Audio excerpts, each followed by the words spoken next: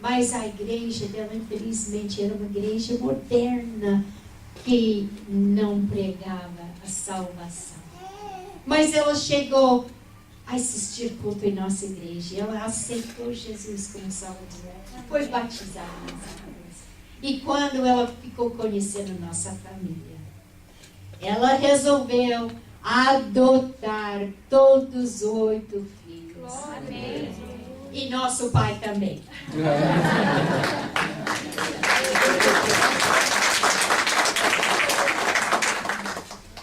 E aquela irmã Joanita, ela criou nossos 8 filhos, como se fôssemos os próprios filhos dela, com tanto amor, tanto carinho. E por meio dela, e ela teve alguns recursos, nós conseguimos pela primeira vez na vida ter uma casa confortável, com água e luz e tinta e 6 quartos. Uma antiga casa num pequeno terreno, e criamos frango e tínhamos muitas árvores e muita coisa, e nossa vida foi totalmente mudada. Amém. A misericórdia de Deus. Amém. E por causa da minha madrasta, não somente criar nossa família, mas ela trabalhou fora da casa 8 horas por dia. Eu poderia assistir à escola superior e depois à faculdade bíblica. Eu estava sentado lá na faculdade um dia, na faculdade bíblica, e estávamos assistindo um culto, e chegou uma visita lá, um novo aluno que iria começar os estudos lá, um jovem brasileiro que já tinha a fama de pregar no Brasil. E ele foi convidado a pregar naquele dia. Ai, mas como ele pregava, com muito fogo, muito sotaque brasileiro. Ai, eu gostei muito, porque eu também, já naquela hora, era pregadora. E eu sabia muito bem a palavra de Deus. Ai, mas eu fiquei escutando. E eu tenho plena certeza que eu ouvi uma pequena voz dizendo: ele pertence a você.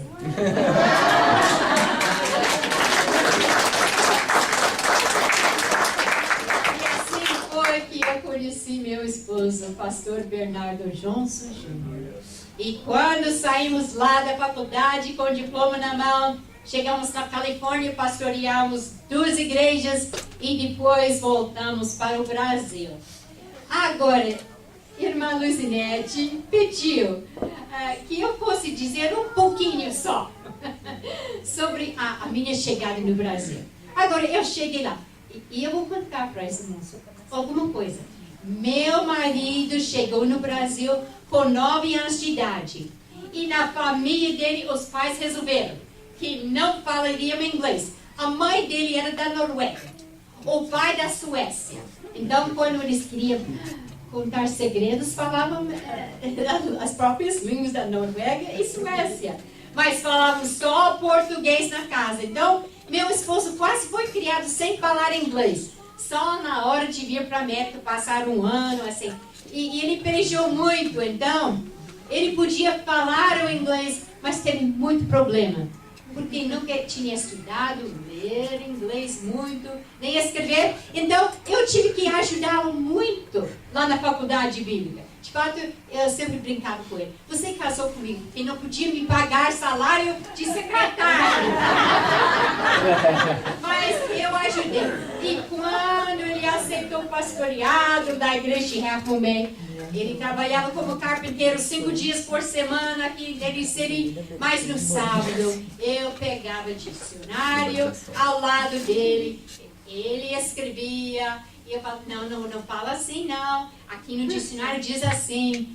Todo sábado eu ajudava por 2 anos com a preparação dos sermões dele. Mas ele não devolveu o favor. Eu cheguei no Brasil sem saber nada. de português. Coitado dos pobres irmãos lá em Varginha, sul de Minas, onde o meu sogro havia pregado tantos anos. E os irmãos sabem que naqueles tempos, isso foi o ano 1957, e a gente tinha que assistir culto toda noite da semana. Uau. E 4 vezes no domingo. Uau. E eu, sentada lá no banco, não entendendo nada. Nossa. Mas logo meu sogro pegou essa ideia. Irmã Doris precisa participar no culto. Irmã, nós temos o acordeão aqui. A irmã vai tocar, vai aprender nossos hinos da harpa. Mas eu falei, papai, eu não entendo. Não tem problema. Quando eu anuncio o número em português, eu vou fazer assim. Número 223. 2, 2, 3. E você vai abrir a harpa. E como os irmãos sabem, a música é a mesma. Só as palavras não são. E quando meu marido estava viajando, eu estive lá tocando acordeão, aprendendo aos poucos. E aconteceu que nós tínhamos uma menina de 5 anos. Dentro de pouco tempo ela estava lá nas crianças da vizinhança, falando tanto português. E eu estudando com um livro, com um pastor brasileiro presbiteriano que não sabia falar inglês, nunca tinha falado inglês, mas estava me tentando ensinar o português. E nem podia conversar com minha filhinha. Ela falava um português totalmente diferente do que meu livro. E um certo dia eu estava preparando, com tanto cuidado, minha aula de português. E eu tinha o dicionário lá na minha frente. E aconteceu que eu abri uma certa página do dicionário e eu vi meu nome lá. Doris. Era quase igual. Eu li o que era. Doris. Doris. Em inglês, aches and pains. Mas aqueles irmãos de Varginha, como me receberam com tanto carinho, perdoaram meus grandes erros de português, pelejaram comigo e me amaram muito. E até hoje, toda vez que eu estou no Brasil, 4, 5 vezes que eu vou para o Brasil para fazer trabalhos lá junto com meu filho, pastor Terry, que é presidente da idade, aqueles irmãos me recebem de braços abertos. Nós choramos juntos, rimos juntos, lembramos aqueles tempos antigos. Graças a Deus. Mas hoje também quero compartilhar rapidamente o outro lado da moeda. Pois o irmão Bernardo não está aqui para contar a história dele. No ano 1925, 80 anos atrás, chegou um cargueiro norueguês na Baía de São Francisco.